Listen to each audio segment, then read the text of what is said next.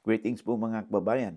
Karino nga sa mga oras na ito, no? It could be good morning, good afternoon, good evening, good noon, no? But anyway, kung ano mo pong oras yung napanood po ninyo, I wish you all, I wish you the best in life and halimbawa kung kayo ay wala sa Pilipinas at OFWs, ang inyong mga mahal sa buhay po sa Pilipinas ay okay na po sila. Okay? Maraming salamat. Of course, ako po yung nagpapasalamat din no, sa mga subscribers, viewers po natin na because of your help, because of your support, nandito pa rin po ang Batas Pinoy. Kasi po, mawalan po kasi tayo ng motivation no? O inspiration magpatuloy pa kung wala naman po masyadong tumatangkilik sa mga videos po natin. No? At ang hangad lang po natin dito ay may palawig po natin ng ating pong advokasya no? Sa ating mga kababayan, kamag-anak o inyong mga kakilala ninyo na mapamahagi po natin ang legal na impormasyon o kaalaman sa kanila. Sabi nga natin ay lamang na ang may alam sa batas. Okay? At pakisuyo lang po, alam ba ninyo na ayon sa datos po ng YouTube, ay more than 60% po ng ating mga viewers ay hindi pa po nakapag-subscribe. No? So kung pwede man po, kung hindi naman po nakakabigat sa inyo, at hindi pa kayo pag-subscribe, at kung nakapag-subscribe na kayo, mas mabuti. Thank you very much. And of course, about video po natin, no? Ay pwede pong, kung subscribers na kayo, pakiclick din po yung share and like buttons po natin. And of course, yung notification bell upang sa ganun, pag meron tayong mga updates, you'll be duly notified at wala po kayong mamimiss na episode. Okay? Maraming salamat. By the way, sa hindi po nakakilala sa akin, ito pong muli sa Atty. Roel Wong ng Batas Pinoy. Ang ating pong channel, isa pong Legally Public Service Program ng inyong lingkod in collaboration with Integrated Bar of the Philippines, Manila 4th Chapter. Okay, bigyan natin ng daan, no? Let's now proceed with the letter, no? Sa atin ni Jovelyn Capiral. Sabi niya, paano po, attorney, yung lupa pong sinasakan ng magulang ko? Mahigit 30 years na po. Then yung time po na apply na po sana nila ng title, ang area nalaman po na may nakapag-apply na. Ano po ang dapat gawin? Okay. Well, hindi po maraming video na po tayo na isagawa rito. No? But anyway, kung I assume na itong si Jovelyn, no, hindi pa nakapagpanood, no, or yung iba dyan sa inyo, baka na-miss yun yung mga videos, no, tungkol sa ganitong usapin. Napakarami na po nating videos na naisagawa. At ganun po sa mga kasagutan po natin sa ating mga comment section, no, tungkol sa usaping ito. Okay. Okay, i-recap natin yung sulat sa atin ni Jovelyn. Sabi niya, mayroon daw silang lupang sinasakan ng magulang niya for the last 30 years. And then, apply na sa nila ng titling, nalaman nila na may nagkapag-apply na pala. Ano daw dapat nilang gawin? Una, I assume na ang inyong tatay o magulang ninyo o kayo nagsasaka doon sa lupa, nandyan kayo hindi bilang isang tenant, no? Kundi kayo ay nandyan bilang kayo ay pagkaalam ninyo, ay kayo ang may-ari ng lupa dahil 30 years na kayo. Okay?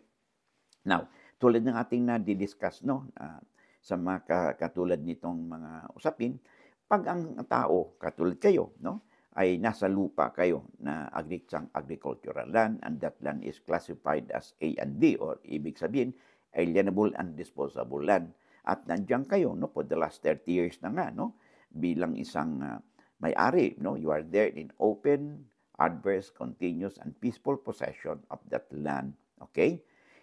You in the concept of an owner, okay, you can invoke the tinatawag nating extraordinary acquisitive prescription, okay, para maging basihan na pag-apply po ninyo ng titulo doon sa lupa. Okay? Now, ang problema ay may nakapag-apply na. Now, hindi naman maliwanag kung anong status ng application. Kung application lang naman, you can still file a protest. No? Mag-file kayo ng protest or opposition doon sa Land Management Bureau ng Department of Environment and Natural Resources. Okay? Kung ito naman ay na-discover ninyo na nag-apply siya through judicial method, okay, or nag-file ng petition sa korte for judicial titling, abay, through your lawyer, ay pwede din kayo mag-file ng opposition doon sa nasabing lupa na inyong sinasaka.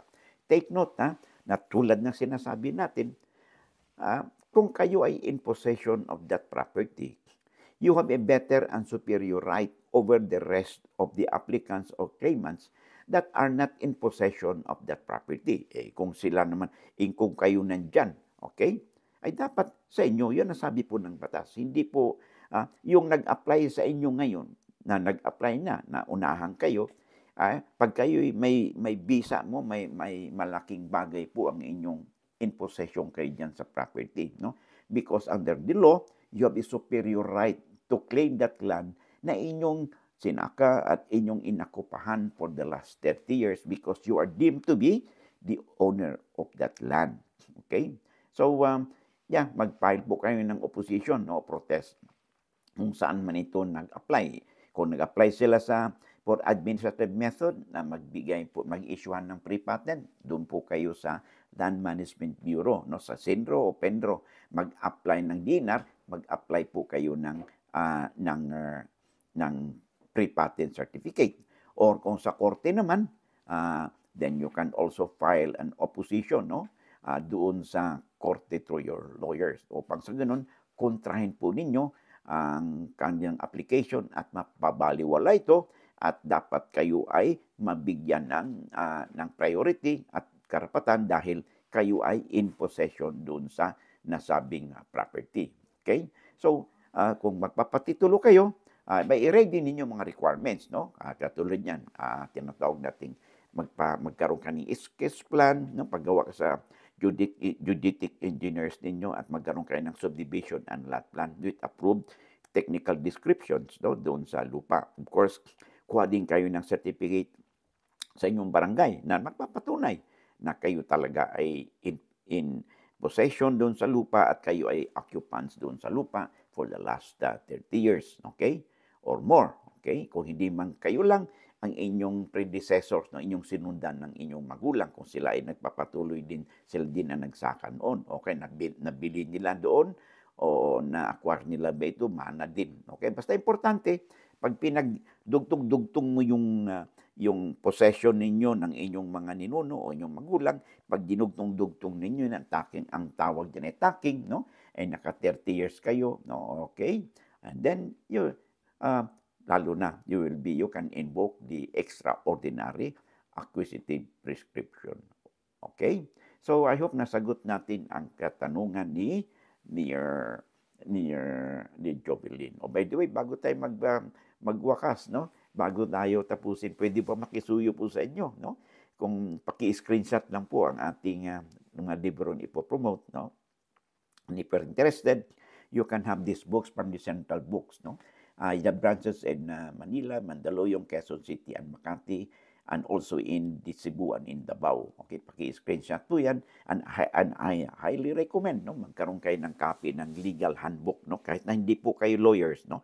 You can have the legal handbook, no, a daily companion for all, no. Ito pong legal handbook na ito contains the extract of the laws, no, that applies to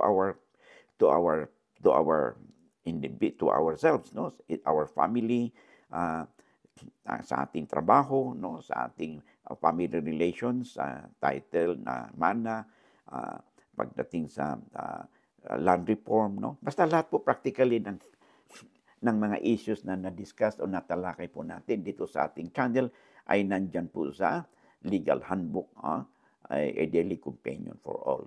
And then, of course, I highly recommend din po yung handbook on the Bill of Rights na kung saan ito po ay nandito po yung mga batas, no, tungkol sa issue ng arrest, warrantless arrest, kailan tayo pwedeng maaresto, ng walang warrant, may warrant, at kailan tayo pwedeng mahalughog yung ating mga properties, no, by the authorities with or without warrants, no, seizures, at ganun din, no, may issue din po dito sa tinatawag nating pag ang isang tao is subject to arrest, no, warrantless arrest under custodial investigation or inquest proceedings, ano ba ang kanyang karapatan sa ilalim ng ating saligang batas.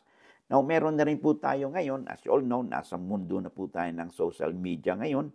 Pag ang ating pong electronic gadgets, tulad ng computer, laptop, tablets po, no, mobile phone, ay ginamit po ito, involved po ito sa commission of the crime or offense, then this could be a subject to cyber warrant, no, na kung saan pwede pong makumpiska, mahalughog o masuri, no, ang ating mga electronic gadgets for forensic examination. Kaya malaking bagay po kung meron po kayong mga kopya po ng nasabi mga libro. Of course, the rest of the books po natin, yung labor laws, no, tsaka yung corporate law annotated, at tsaka yung CIPRA, no, for our compañeros, compañeras, no, mga HR practitioners po natin sa labor laws, no, industrial labor relations, no.